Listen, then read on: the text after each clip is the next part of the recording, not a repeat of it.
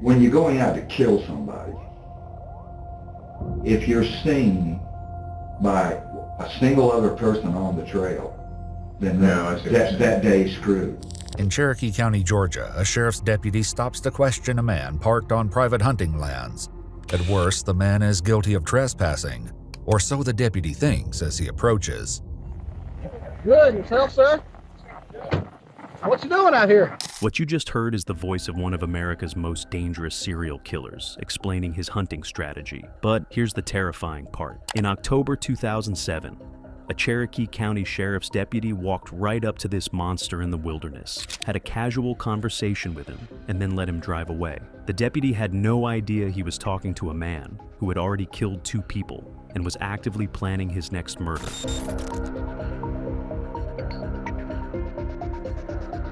This is the story of Michael Hilton, a 61-year-old drifter who turned America's national forests into his personal hunting ground.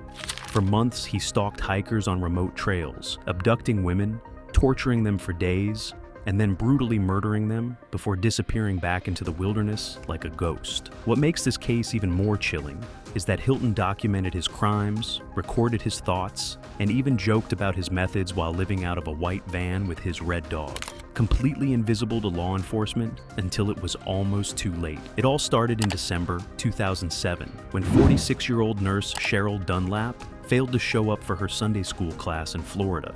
Cheryl was the kind of person everyone loved, deeply religious, caring, and always reliable. When she missed work at Florida State University the next day, her friends knew something was terribly wrong. The last time anyone had seen Cheryl was on December 1st, when she told a friend she was going to the library. Security cameras showed her at the Cherokee County Public Library that morning, and she had cashed a check for $100 around noon. After that, she simply vanished. When police found Cheryl's car abandoned near Lion Sinks Geological Park, their worst fears began to surface. Her purse and keys were still inside, her belongings were scattered across the seat, and one of the rear tires had been deliberately punctured. Clear signs of foul play. But the real horror began when Cheryl's bank alerted police that someone had been using her ATM card. Between December 2nd and 4th, mysterious withdrawals totaling over $700 had been made from her account. When investigators reviewed the bank's security footage, they saw something that made their blood run cold. It wasn't Cheryl using the ATM. It was a tall, thin figure wearing a disturbing homemade mask, systematically draining her accounts while she was presumably being held captive somewhere in the wilderness. Look, I'm taking a picture of what I'm pumped for immortality right here. Good. The camera's right there. As Pruitt would say.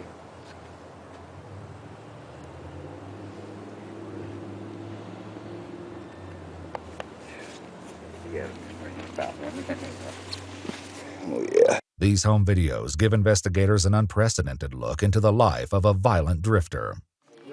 Yeah, he's just a real red, and he has that Irish confirmation also. Okay, come on, honey. Let's get. Good boy. Now you gotta stay. Here's where the story takes an absolutely chilling turn. While police were desperately searching for Cheryl Dunlap in Florida, this Cherokee County deputy was having what seemed like a routine encounter with a suspicious person on private hunting land in Georgia. Watch how calm and friendly Gary Hilton appears, how he jokes about deer hunters, and how he completely manipulates this officer into seeing him as just a harmless vagrant. What the deputy didn't know was that he was talking to a man who had already murdered Cheryl Dunlap and was actively planning his next attack. Hilton had been living in the national forests for months, perfecting his hunting techniques and studying potential victims. He knew exactly how to present himself to law enforcement as a quirky but harmless outdoorsman with his loyal dog. The deputy let him go without incident, never suspecting that he had just encountered one of the most dangerous predators in America. A month later, on New Year's Day 2008, 24-year-old Meredith Emerson left a note for her roommate and headed out for a hike on Blood Mountain in Georgia with her black lab, Ella. Meredith was an experienced hiker, a martial arts enthusiast, and someone who was always careful about her safety. But none of that would save her from what was waiting in the woods. Connector trail and the AT at that intersection. How did you strike up a conversation with her or whatever? Dogs. You know, people that have dogs, dogs are going to meet. And anytime I encounter someone with a loose dog specifically, which both of ours were, a larger dog, I immediately determine the sex of the dog because I have a male, and I don't allow my dog to meet adult males. So you asked her what sex her dog was? Or, yeah, that kind of thing. And she stopped at that location to eat some trail mix and to give her dog water. This is Gary Hilton himself, describing how he deliberately approached Meredith on the trail, using his dog as a conversation starter. What sounds like a casual encounter between two hikers was actually a carefully planned attack by a predator who had been watching and waiting for the perfect victim. Several witnesses on Blood Mountain that day reported seeing an older man with a red dog near where Meredith was hiking. What they didn't realize was that they were witnessing the early stages of a kidnapping.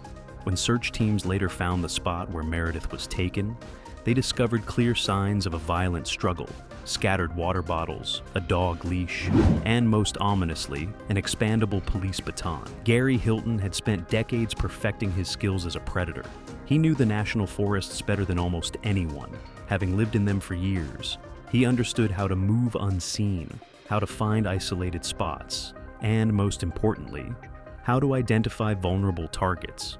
As the search for Meredith intensified, tips began pouring in from hikers who had encountered a suspicious man matching Hilton's description in various locations throughout Georgia and Florida. The details were consistently chilling. An older, scruffy man with a white van and a distinctive red dog, often carrying knives and other weapons. The breakthrough came when a businessman named John Tabor heard the news reports and contacted the Georgia Bureau of Investigation. He told them that the man they were looking for had once worked for him, and had even threatened to kill him during a dispute over money. The man's name was Gary Michael Hilton. With a name and photograph now circulating, law enforcement agencies across the Southeast began connecting the dots. This wasn't just about Meredith Emerson. This was about a serial killer who had been using America's national forests as his hunting ground for months. I'm calling from Cadenbridge Square Shopping Center, and I'm calling about that person, Gary Hilton, in connection with the woman that's missing. A man matching Gary Hilton's description has been spotted at a Chevron station in Chamblee, Georgia, approximately 30 miles south of Cumming. But I'm walking my dog, and at the gas station up here, there's a white van and a red dog wandering around like his red dog. It's definitely him. The van is there. The dog is there. I saw his face. He's got a whole bunch of stuff he's pulling out like he's living out of his van, pulling out and organizing his stuff in his van. And he's throwing stuff in the dumpster here. He's making multiple trips back to his van and getting out and taking it to a dumpster. 114, Sergeant Crow, went around to that location, set up PIB. It's definitely him. He's looking around like he is as guilty as sin. He's going to be gone if somebody doesn't get here. I can go take him down if you want. No, sir. Stay right there. Okay. He looks like he's finishing up. You guys got to hurry. Oh, I'm just shaking. Here we go. Here comes the cops. Yes. This is the moment when months of terror finally came to an end. A sharp-eyed citizen spotted Hilton at a Chevron station, recognized him from the news reports, and called 911. You can hear the urgency in the caller's voice. They knew they were looking at a dangerous predator, and they knew he might disappear again if police didn't arrive quickly. When officers arrested Hilton, they found evidence that confirmed their worst fears. In his van, they discovered Meredith's bloody clothing, her purse, and most heartbreakingly, personal items that showed she had been held captive for days before her murder. But perhaps the most disturbing discovery was Hilton's collection of home videos. For years, he had been documenting his life in the wilderness, recording his thoughts about society, his interactions with other hikers, and even his encounters with law enforcement. I'm taking a picture, what, Andy? Pump for immortality right there. Good. The camera's right there. As Pruitt would say.